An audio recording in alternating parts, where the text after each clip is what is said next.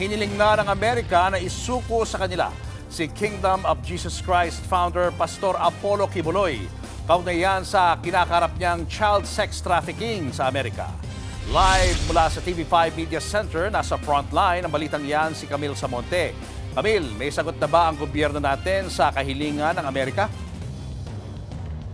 Julius, wala pang impormasyon kung ano ang magiging aksyon ng administrasyon dito nga sa formal na hiling ng gobyerno ng Amerika kaugnay ng extradition ng founder ng Kingdom of Jesus Christ o KOJC Pastor Apollo Quiboloy. Pero ayon sa Department of Justice, wala pa silang natatanggap na anumang dokumento tungkol dito. Base raw sa Philippine-US Extradition Treaty, ang Department of Foreign Affairs ang unang point person sa naturang request. Ano nga ba itong extradition? Isa itong legal na proseso kung saan hinihiling ng isang bansa na isuko ng isa pang bansa ang isang taong nahaharap sa kasong kriminal para doon litisin o pagdusahan yung kanghatol. Si Quiboloy ay nahaharap sa patong-patong na kaso sa Amerika.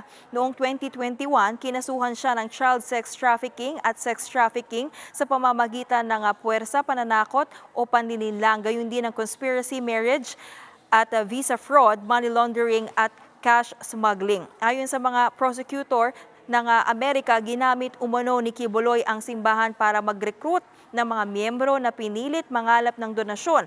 Ang ilan pa sa mga member ng KOJC inabuso, binantaan at minanipula. Itinanggi na ni Quiboloy ang lahat ng mga akusasyong yan. Samantala, dito naman sa Pilipinas, nananatiling nakakulong si Quiboloy habang nililitis.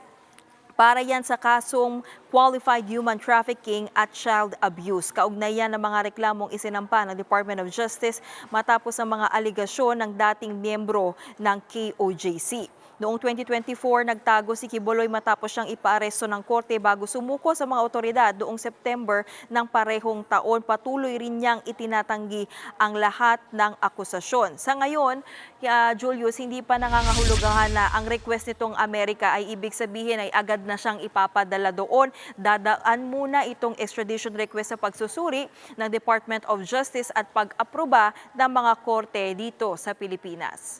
Julius? Camille, dahil may mga kaso pa si Quiboloy sa Pilipinas, obligado ba ang Pilipinas na pagbigyan itong kahilingan ng Amerika? Pwede ba nila itong tanggihan?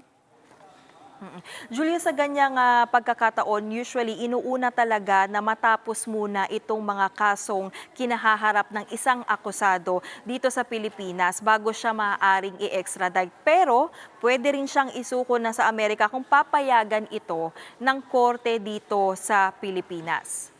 Camille, may tugon na ba ang kampo ni Quiboloy?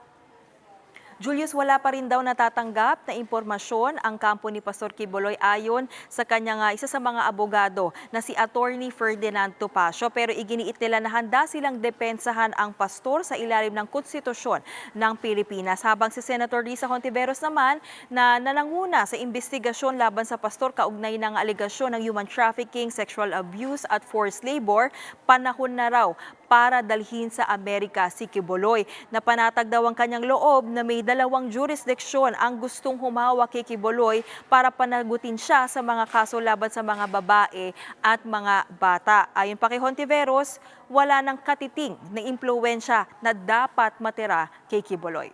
Julius. Maraming salamat, Camille Samonte. Mga kapatid, Julius Babaw po. Para sa komprehensibo at makabuluhang balitaan at talakayan, mag-follow at mag-subscribe na sa social media pages ng News 5.